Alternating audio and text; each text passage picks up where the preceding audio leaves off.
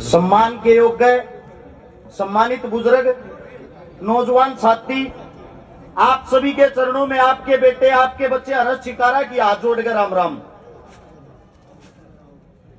जहां भी अपनी खापों के प्रोग्राम होते हैं, सबसे बड़ा चिंता का विषय एक रहता है, जितना जो यूथ है, युवा, वो कम होता जा रहा है।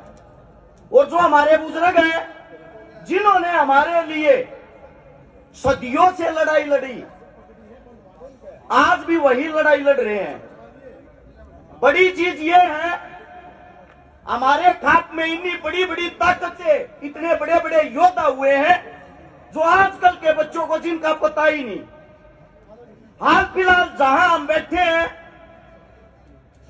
आप लोगों को बता दूं, दिल्ली के चारों तरफ से एक ताकत को बसाया गया था, जिस ताकत का नाम था जाट। आज उस ताकत के अंदर ही उसके अपने भाई उसका साथ देने की बजाय एक दूसरे की टांग खींचते हैं। अगर आज जाट को किसी चीज से जाना जाता है ना, हमारे को नजर नीची करनी पड़ जाती जब ये कहती है अपने परिवार ने तो मना लो, बाकी बात तो बाद में कर लेना। आप लोगों को बताता हूं हमारी ताकत क्या थी। औरंगजेब जब दिल्ली के दरबारों में बैठता था, गौ हत्या करता था, बहन बेटियों की इज्जत लूटता था, हमारे धर्म के साथ खिलवाड़ करता था, उस वक्त पंजाब से चल के गुरु तेग बहादुर अपने धर्म के लिए लड़ने के लिए आया। जब वो यहां दिल्ली पहुंचा, उसको बंदी बना लिया। बंदी बनाने के बाद उस औरंगजेब हत्यारे ने उसको बोले, या तो मुसलमान धर्म अपना, वरना तेरे भाइयों के तेरी आंखों के सामने मार दूंगा। उसके 3 भाइयों को, सतीदास, मतीदास और दाला, तीनों भाइयों को उसके सामने मार देता है और हंसते हुए गुरु तेग कहता है, मेरा भी शीश काट ले, कोई फर्क नहीं पड़ना। हम वे क्षत्रिय हैं जहां पैदा हुए हैं, जहां पैदा हुए वही कफन ओढ़ना चाहते, किसी दूसरे का नहीं। और उसी वक्त 22 नवंबर 1675 को गुरु तेग बहादुर का शीश काट दिया, उसके 4 टुकड़े कर दिए और औरंगजेब ने फरमान सुनाया, दिल्ली के चारों गेटों पर इस गुरु को लटका दो, चारों हिस्सों में काट के चारों को लटका दो, ताकि यहां आने वाले हिंदुओं को पता लगे ये तुम्हारा गुरु था। उसका भगत एक व्यापारी, उसके साथ में उसका एक चेला जेता।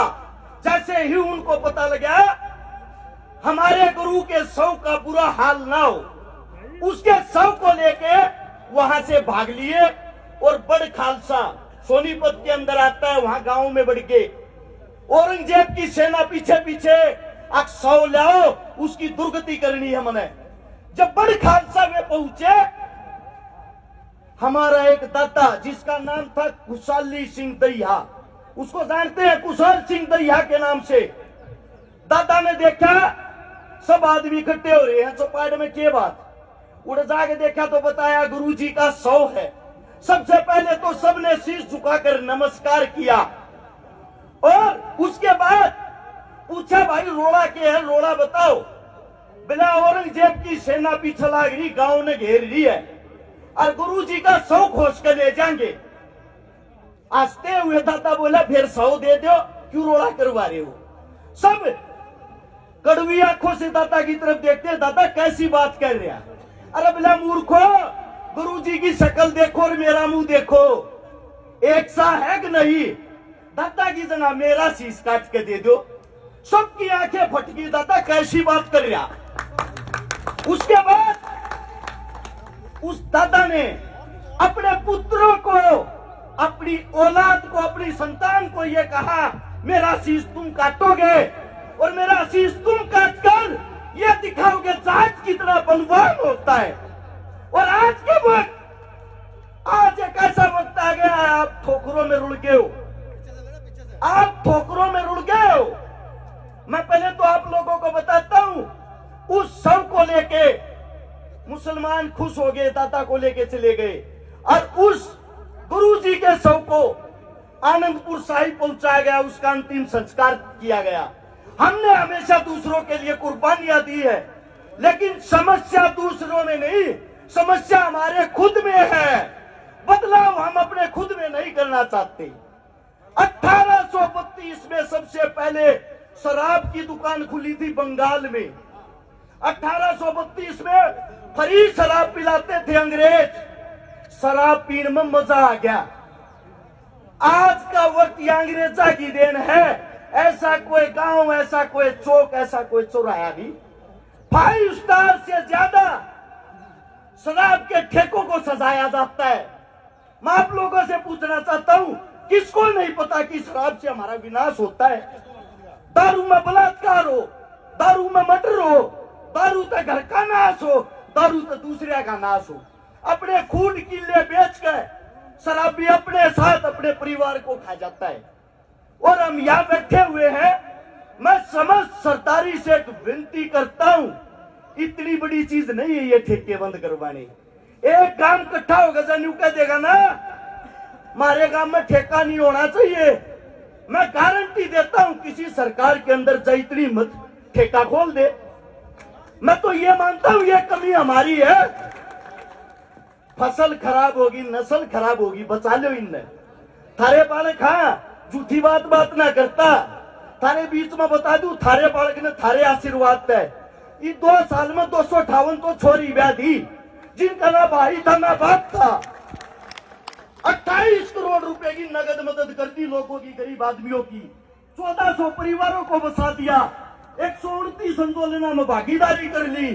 टिकैत साहब आप तो जा चुके हैं, हमारे पिता सम्मान है, उनसे पूछना जो जब ये किसान आंदोलन चला सबसे पहले बैरिकेड तोड़ने वाला सिंगू बॉर्डर पे मैं ही था। मेरी टीम के साथ सबसे पहले चोट मेरे को लगी थी। अगर आप वीडियो निकाल के देखोगे यो फैसला भी मेरा ये था। दिल्ली के अंदर नहीं जाएंगे, चारों तरफ तक घेर के बैठांगे। तो आप सबसे विनती है, आपसे ज्यादा ताकत किसी में नहीं। मेरे बुजुर्गों, मेरे मालिकों, ये अपनी नौजवान पीढ़ी है ना, संभालो, इन्हें समझाओ। यो जो फोन ले रहे हैं जिसके कारण विनाश हो है, इसके कारण आप अच्छा काम भी कर सकते हो। अपनी कौम ने एक कर लो, थारे तो ताकतवर कोई नहीं है। मेरे मुख से कोई गलत शब्द निकला हो, हाथ जोड़ के क्षमा चाहता हूँ। थारा बालक हूँ, थारा बेटा हूँ। थार पे जो 2-4 बात सीखा हा, थारा जो इतिहास पढ़ा थारे बीच में बताने की कोशिश करा हा। इस सरदारी को प्रोग्राम करने वाली इन महान आत्माओं को हर्ष शिकारा की तरफ से बहुत बहुत साधुवाद। कहीं न कहीं आप लोगों को जागरूक कर रहे हो। हर एक इंसान से मेरी विनती है, अपने हस्ताक्षर करके जरूर जाना, ताकि सरकार के सामने अगर ये मांग लेके जाए, उनको पता लगे इनके अंदर कितनी एकता है। आप सभी साथियों को हर्ष शिकारा की तरफ से हाथ जोड़कर आपके चरणों में राम राम। बहुत बहुत धन्यवाद। एक बार जोरदार तालियां भाई के लिए। मैं एक बार निवेदन करूंगा